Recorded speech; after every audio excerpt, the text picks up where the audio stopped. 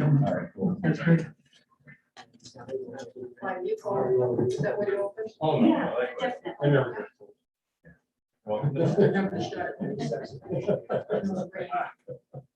I mean, we're gonna do all the consent items. So. The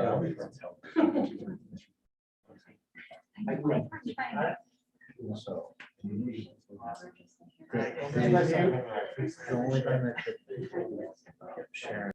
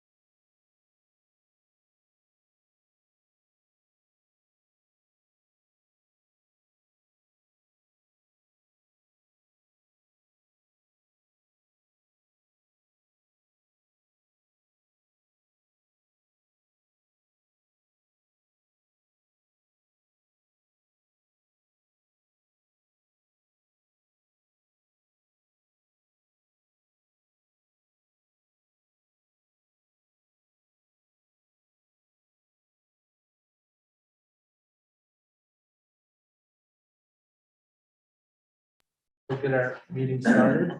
We'll start with the pledge. I pledge allegiance to the flag of the United States of America and to the republic for which it stands, one nation, under God, indivisible, liberty and justice for all. All right, we do expect a few members to come rolling in here, but we're gonna keep rolling because we have some basketball games and concerts that start at 7, so we're gonna try and move through our agenda. Number one, the minutes. It is recommended that the Board of Education adopt minutes from the November 17th, 2021 regular meeting. Motion. Moved by Brian Burton. I'll second. Second by Clyde Birch. Any discussion? All in favor? Aye. So carried. All right, discussion items. Mr. Rolls, a couple of things came in today that I just Yep. wanted to brief you on regarding pandemic response. The Preschool County Department of Health released information today that they're changing the contact tracing efforts that have to be done in-house. And I think it's important to alert you, number one, as a Board of Education, we'll be communicating this to the rest of our community and staff, that the efforts will not continue to quarantine the same that we've done since the start of the school year. Okay, and so what we're seeing is Madison County, for example, and a few other surrounding counties have moved to a model that really assesses high-risk exposure versus low-risk exposure. High risk being the ones that will be quarantined. They have a lot of data points that support the majority of those people that were quarantined because of exposure occurs because of household transmission and not school transmission. So they changed that to really look at determining what high risk exposure looks like, and that can include same seat on the bus for over 15 minutes, eating lunch too closely, your best buddy, you're with your best buddy all the time, each other's faces, could be girlfriend, boyfriend, all that kind of stuff, right? So prolonged or unmasked contacts. So that's going to change. It's a game changer for the school district, especially the efforts for contact tracing on our office managers, on our nurses, that kind of thing. Know this, you're gonna have some support, you're gonna have mixed reviews with respect to this, especially when Cornell, right, just released that major article where 900 of their students tested positive and Omicron is, according to the media, spreading like wildfire, okay? To date, today, we have 11 positive cases in district, okay? That's 9 less than the highest throughout the entire pandemic. We're gonna watch this daily. We're going to continue to assess. Remember, looking at that micro level, right? Is it a classroom? Is it a school bus? Is it a singular family? For example, I just received an email today, about an hour ago, matter of fact, that 3 kids in the same family, all positive, right? 3 different schools. Okay, so that's what we're going to continue to look at when assessing, our safety at school. Okay. Last thing we obviously want is prior to the holiday break, seeing a major surge in district, but I gotta tell you, over the last, however long this has been going on now, because I've lost track, the highest we've hit was 20.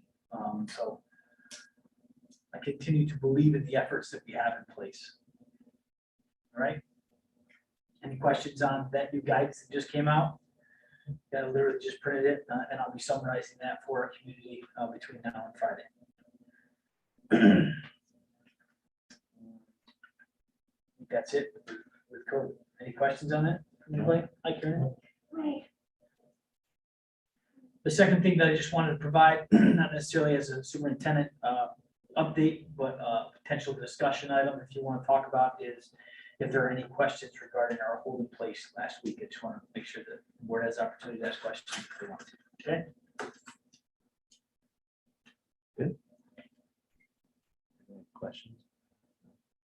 How's everybody doing?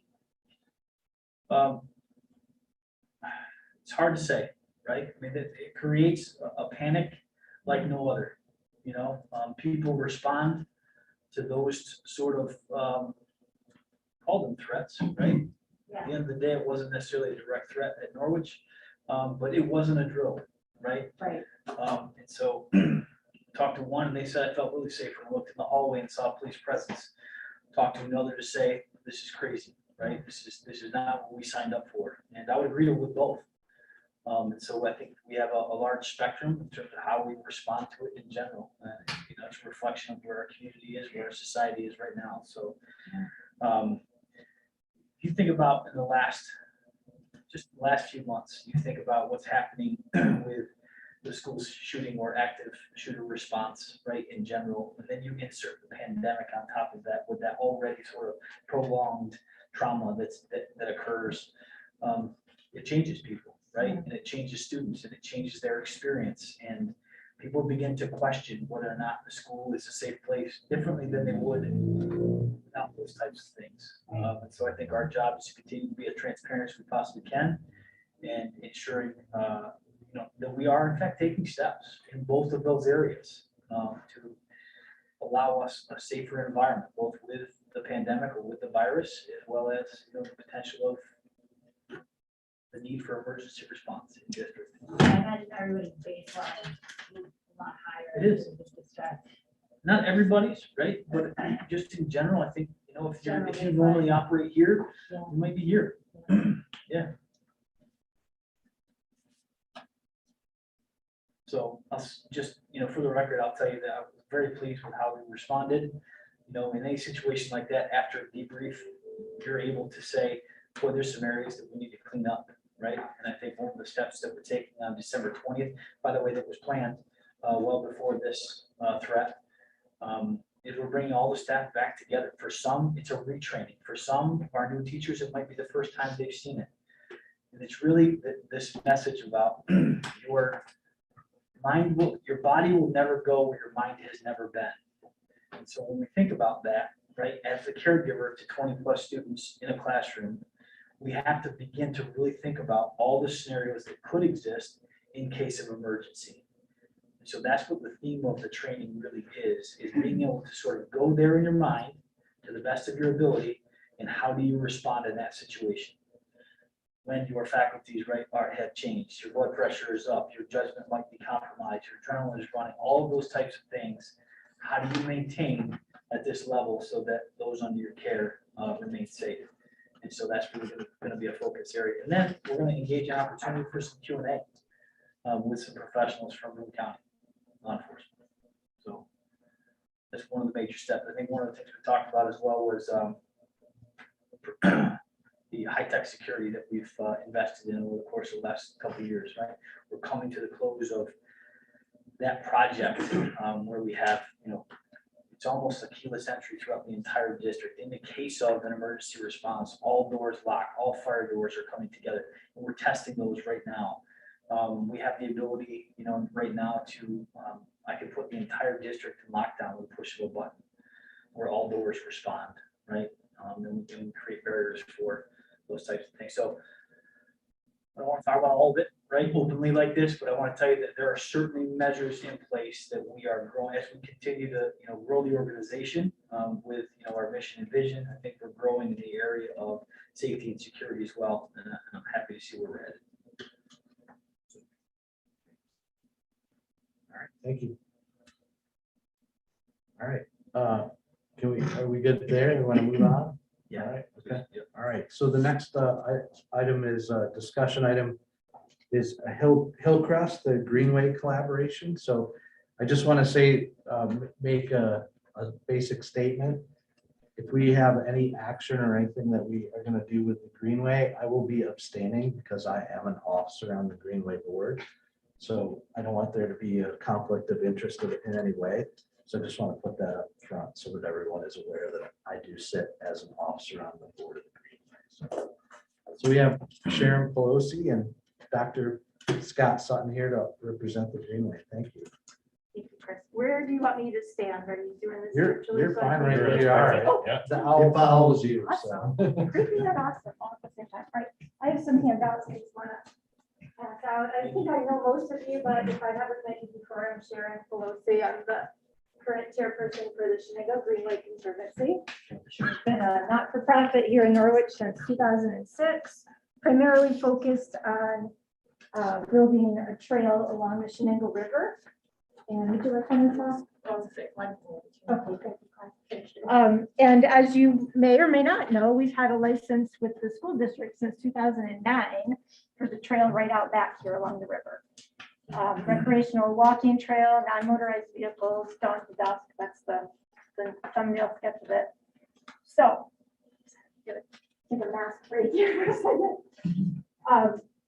So as you probably are aware, we've been engaged in a long public fundraising campaign this year to purchase the Stone Quarry property. And I'm excited to say we're closing on it next week, finally. It's a big milestone for us.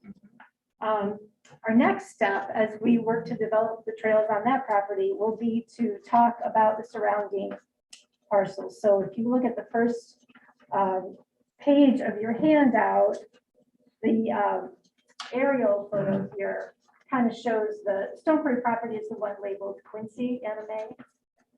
And you'll see Hillcrest Board of Education is right adjacent to it. And then to the south of it is the Shenango County has a large parcel. So we have secured a license on the county property.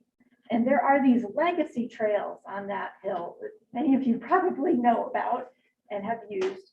But a lot of them go through Hillcrest, as well as the county and the cemetery lands. And so we're talking with the surrounding owners about licensing on those properties.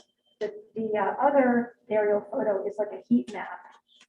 It shows the trails for just the hillside, and Hillcrest you'll see is on there. So our thought was that the Stone Quarry property will be sort of like the gateway entry to the hillside. We're regarding it as a community forest project for recreational activities, hiking, biking, birding, all kinds of things. So we wanted to ask the school district if they would consider licensing public access through the Greenway on the Hillcrest property, much in the way that you've done it here. And along with that, I have included in your package a draft updated license for the river trails, because we're changing a little bit how we do the licenses. There used to be a 10-year term, and we found that it's kind of been difficult to just keep renewing them every 10 years. So anyway, that's the overview. I'm happy to answer questions. I could talk about this project all night. I have a couple of questions. Sure. Are we allowed to donate property? It's gotta be a vote, right, Scott? You have to put it up to vote. Correct. Yeah, so put it out to vote. To donate it. If the public says yes. That's all you need. I would, involve legal in that conversation. It's a real estate transaction. We have received donations recently. We have a 5-acre parcel at the end of Sheldon Street that was donated to us, and another, I would say 50 acres or so behind Pet Street Station was donated to us this year. That will be developed into a recreational trail system there as well. I assume the reason we have to do the public vote is because we're giving away taxpayer property at that point, even though that's probably donated to us years and years and years and hundreds of years ago. And I know you say it in here, but I'm sure everybody, or not everybody, many people's questions are liability. Mhm. If it's licensed, can you just explain that just so? we Sure. understand? No, that's a very good question. So we have existing liability insurance for our organization. And it's actually a term of the license. It requires when we did the 2009 license originally, it was a big part of that.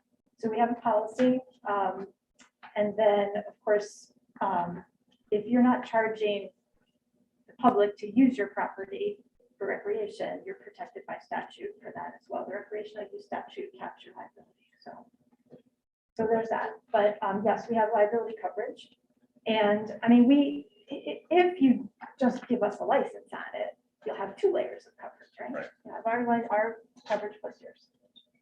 That makes sense? Yeah.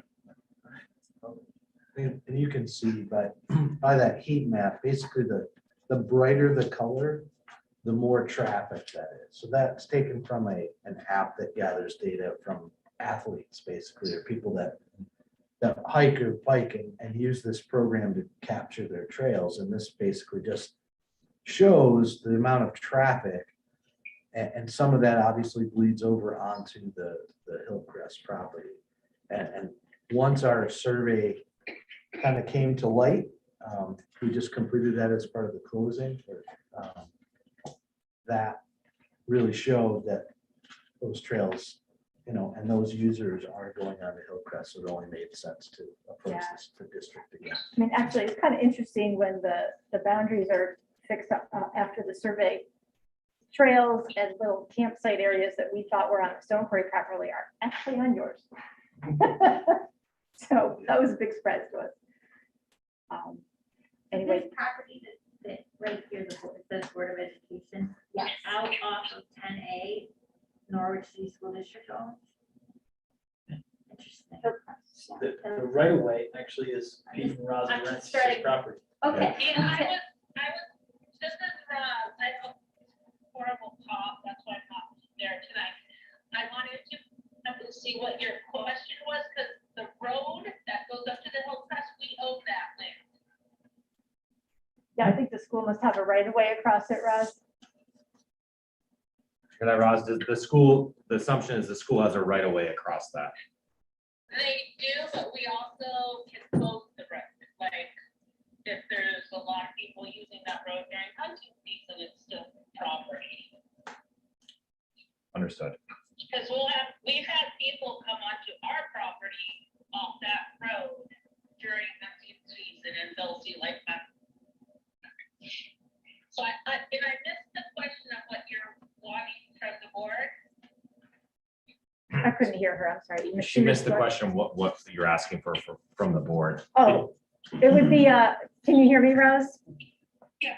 So what we're asking is whether the board would consider a license to the Greenway for public access and trail maintenance on the Hillcrest property in the same fashion that the county granted one to us for the same thing up there and the river trail behind the school district. And how would you access that property? Up by the CIT and the sheriff department? Probably primarily through our stone quarry property. Okay, I suppose, I mean, I think people could get there as well from the county property. Might be a combination of both, but we had not, Family road. yeah, I hadn't really focused on that as much, but now that you mention it, I mean, we could talk about that going forward if that's something that, you know, we could talk about I think separately. it's just something to be aware of that road that leads up there, especially during. We don't Yeah. mind people using the road, but we definitely don't want school buses and kids using it when, you know, it's rightfully. Yes. Yes, I remember being a child parking on that hill in a school bus. I have a question, and this, not everyone was on the board at this at the time, but how does this differ from what Rob Baker was wanting with Blue Allers with the land behind Gibson? How is this different?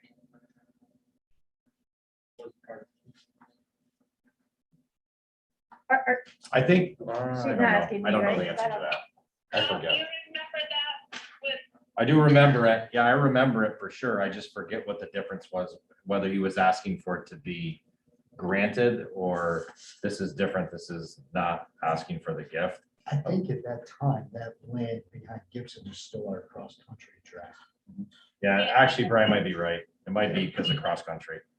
he wanted permission to use the, and Chris should know this, but to use the land for the biking team. So I'm just trying to figure out how it's, and we said no to Rob Baker, so I'm just trying to figure out how is this different? My understanding of Rob, because he's been part of our conversation as well, is that his biking team can only go where there's permission from the owner. Our license would be, we're the steward of it. We're maintaining the trails. We're doing the signage on the property. It's a much more, you know, than, we're not just using it. We're really maintaining it and creating stewardship for it. Is our intent to take action or is our intent to understand and then take action after? It was placed on the agenda by board members, so I think it was Supposed really just a presentation. It's, you know, it's really at the.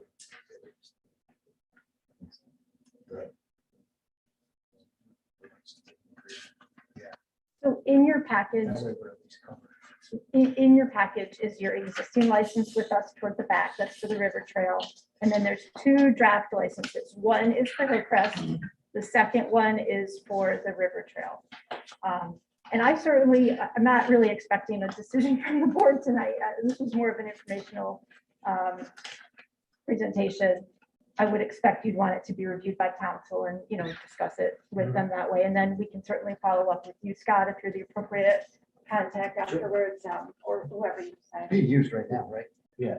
Oh, yeah. The that's intent being was, used so pretty the frequently. the intent for it rising to the, today's board meeting was that our survey was completed for the stone quarry purchase. That survey made us realize that there's activity that's related to this new property that we're acquiring that is overflowing onto Hillcrest. And we want to make sure that we are good neighbors and that the board knows that. Yeah. And we're interested in working with, the Greenway is interested in working with the board to address those, the fact that users are on the property and start the conversation regarding some partnerships. So I think it's pretty easy. You have to abstain, but so I'll ask from the rest of the board, anybody have any concerns? We push this forward to legal, have them do a review. If they feel okay about everything, then we can take action at the next meeting. Let's do it.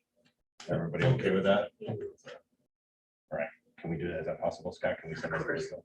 Yeah. All right. Well, That's thank you, what we'll do. everyone. I appreciate that. I've Awesome. included our little website reference there. So if you haven't seen our website, please go look at it. It's a great video on there at Stone Quarry.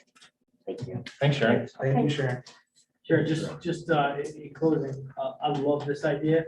I think it really fits well with our new mission and vision, right, and being a community partner. And this is a great benefit to getting kids outside specifically, but not just kids, the entire community, right? It's essentially going to be enjoying what will almost be 450 acres, right, of recreational land.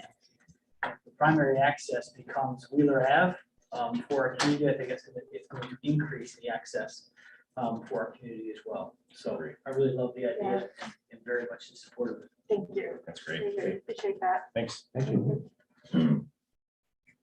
Okay, subcommittee updates we have on there. Do we have any?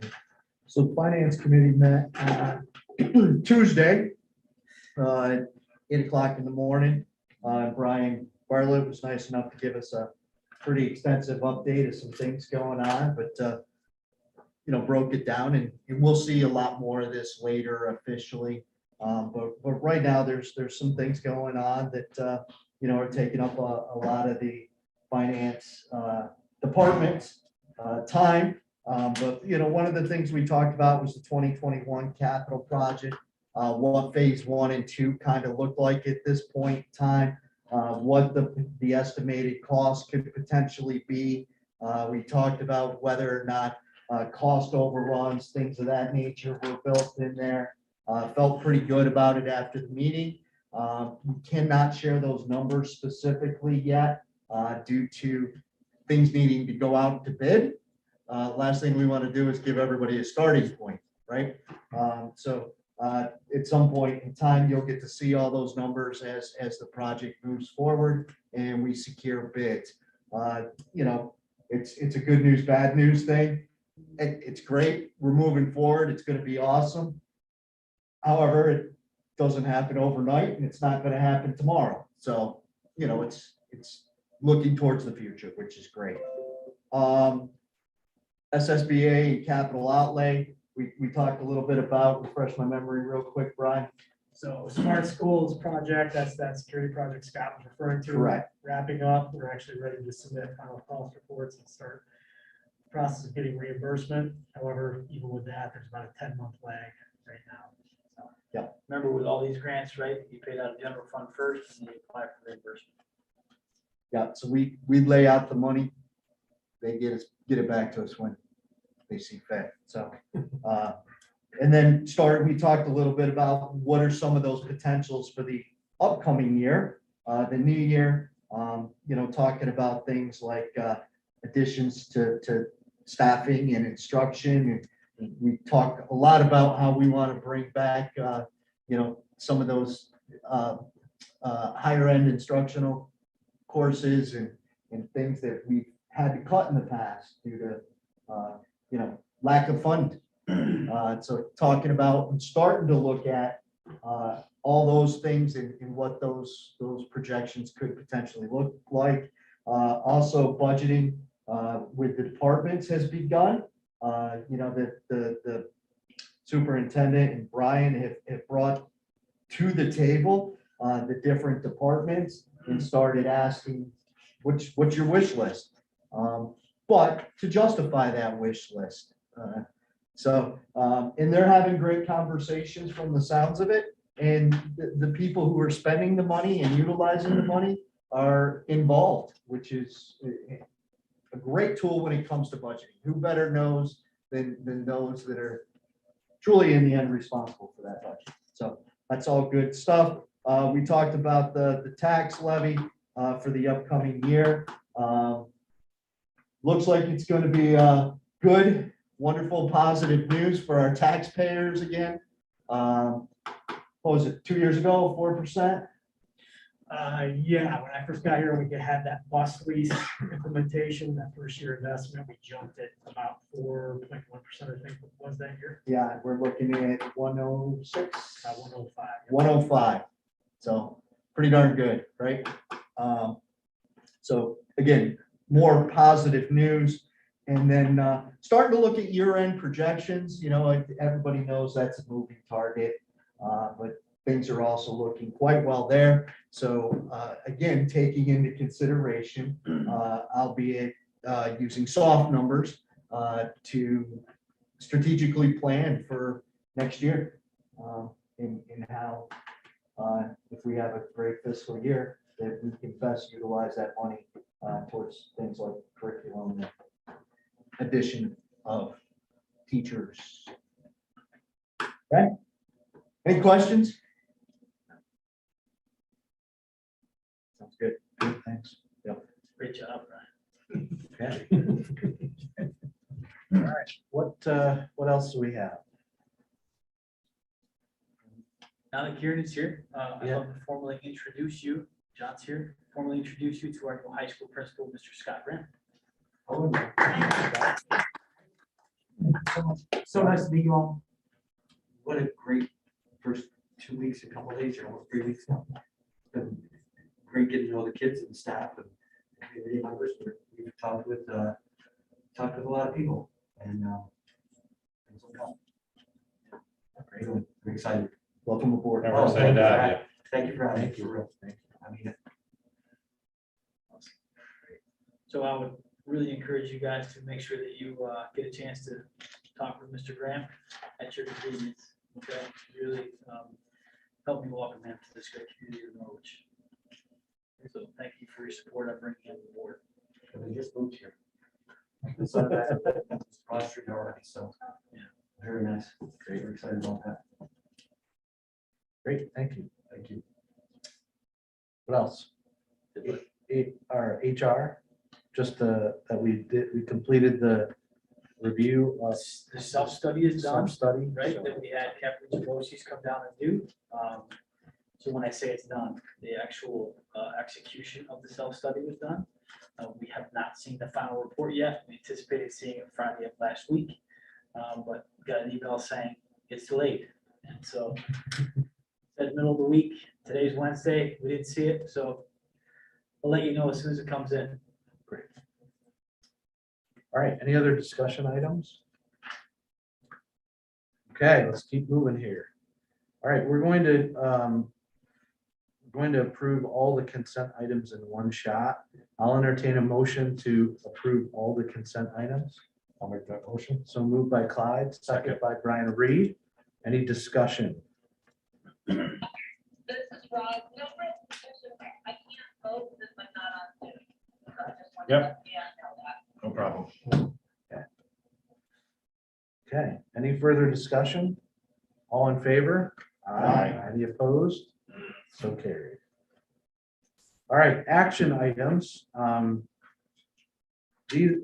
The top three are for the second reading. That's A 402.1 and B 402.1 Code of Conduct, A 110 Code of Ethics, A 700.1 Maintenance of Public Order. I'll entertain a motion to approve those for first reading, Second reading.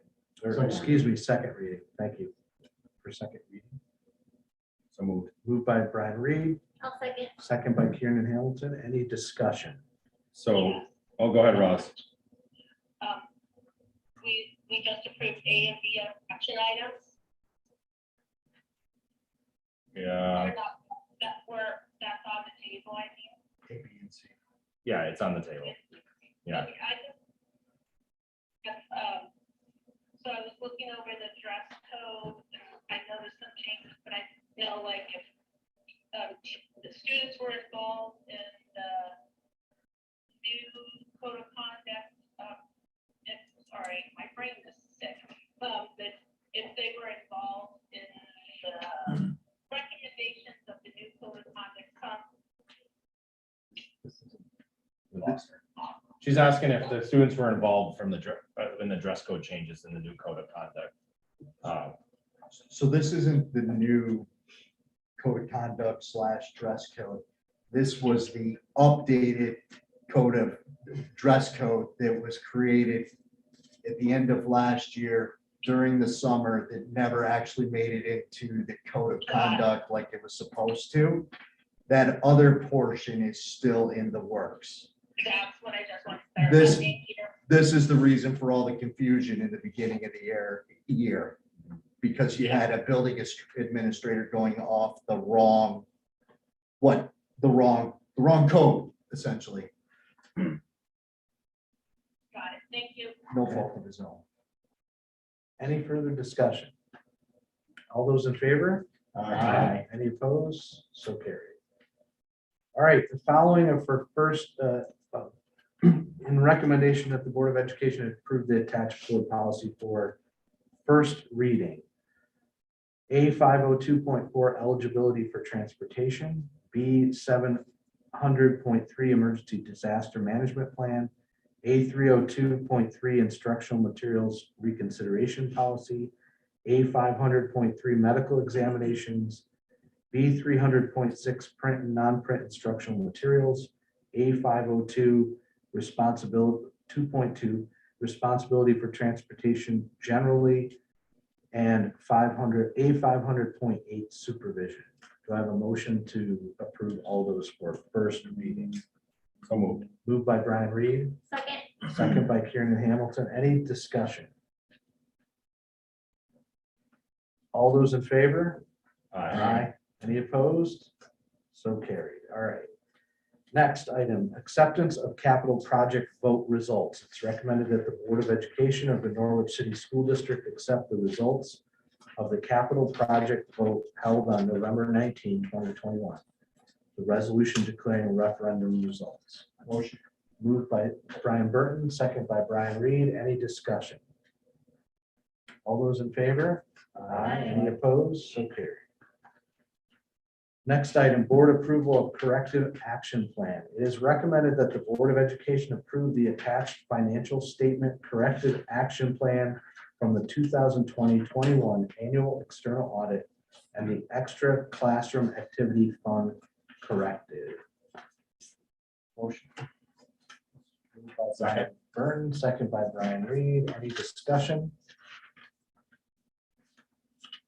All those in favor? Aye. Any opposed? So carried.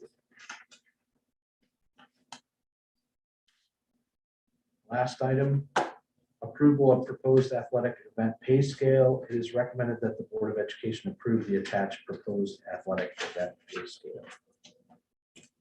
So moved. Moved by Brian Reed, second. Second by Clyde Birch. Any discussion? I just had a question. I don't know that needs to be answered to approve this, but when this came up, I guess during golf season, if a coach drives the team, are they getting any stipend for essentially being, I'll call it bus driver for lack of a better term? No. Okay. Not that this is the same as this. I think these are different, but There are bowling coaches currently doing the same. yeah, bowling coach does, the occasionally wrestling coach does. It's only, it's not a vehicle that requires a CDL. That makes sense. And it's because shortage, right, on drivers. Yeah, you only have 5 or 6 kids going to an event or something.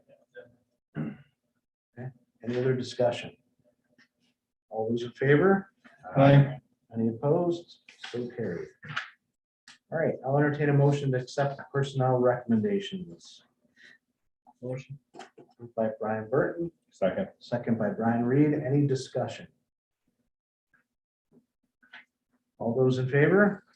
Aye. Any opposed? So carried. All right, next is public comment. Do we, Mr. Ryan, do we have any?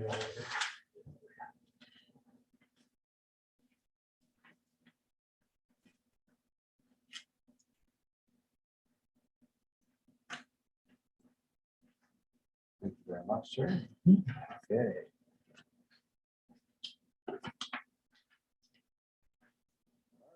So public comment, just as a reminder, speakers will not be allowed to personally attack any board member, administrator, employee, community member, and any of the public present. Also, no comments by the speakers will be permitted that deal with executive session subjects, such as individual personnel matters or discipline issues pertaining to specific individuals, including students. We have 2 individuals. Limit is 5 minutes. And open forum is limited to a total of 30. We don't have to worry about that. So David Westervelt, you are first on our list. Thank you. Welcome. Yeah, thank you. I timed this and it's 5 minutes, 30 seconds. I know it's 5 minutes, but I apologize for that in advance. Thank you, Board of Education, for your time and dedication to our school and community. I'm Dave Westervelt, and I'm coming to you both as a parent and a former teacher. I graduated from Norwich in 1999, and I have 2 children here in the district. We do. One in the middle school and one in the high school. I also taught in Sherburne-Earlville School District as a middle school math teacher for 16 years. I am now a plumber's apprentice here in Norwich, and I love what I'm doing. Just to dispel any thoughts or questions in your heads, no, I was not fired. I willingly resigned. And yes, Sherburne has called me back to teach there, but I kindly told them that I love what I'm doing, and I don't have an interest in teaching at this time. As former teachers, my wife and I are strong advocates for education. I personally believe that teaching and,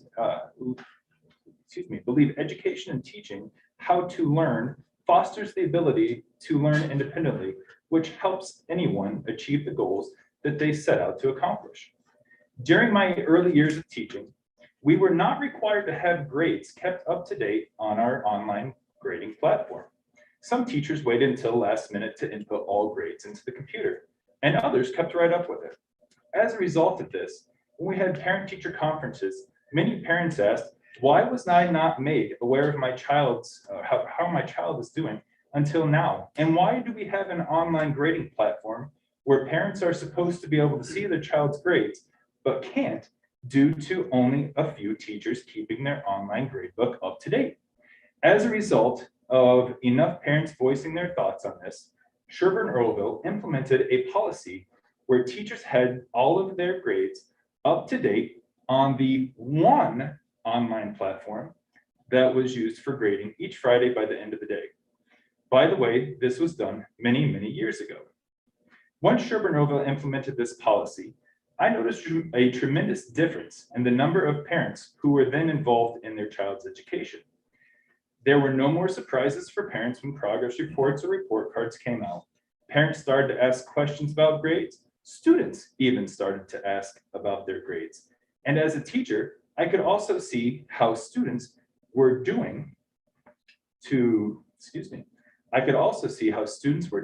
see if there were any patterns of students not doing the work in all their classes or just in certain classes, which in turn led to a bigger and more productive discussions across curricula as to how to help particular students, as we now were able to work with real-time data, not 5-week-old data.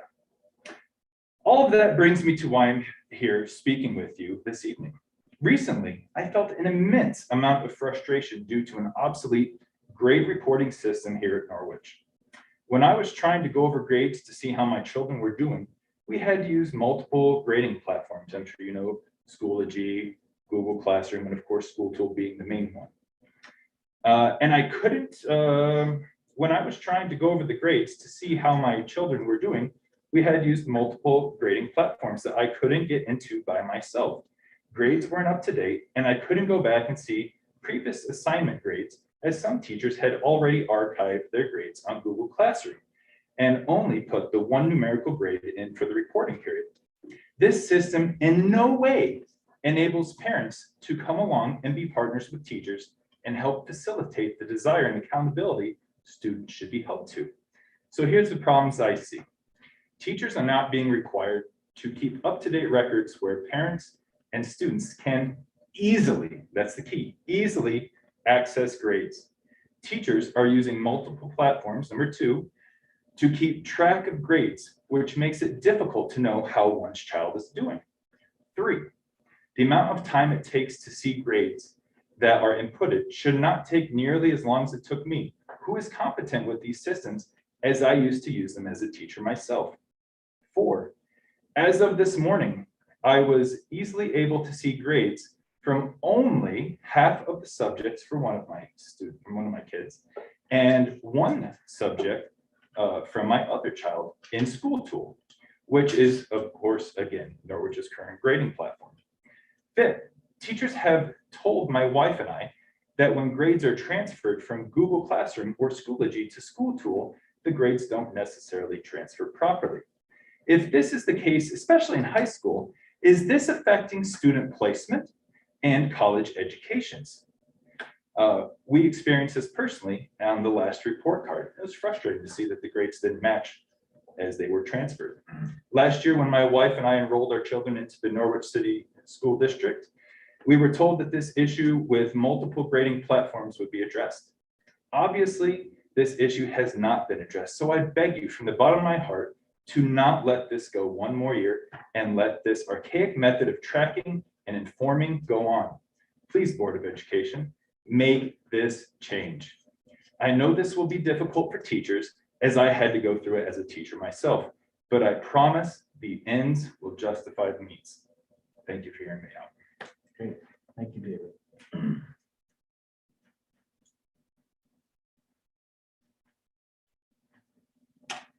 You're welcome to speak to. Thank you.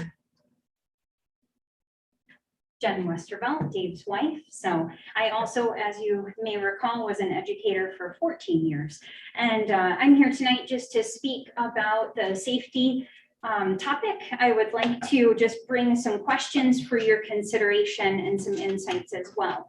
So I'm just wondering if there is in fact a safety team and plan for each building for various incidents that may happen, whether it be bomb threats or now social media threats.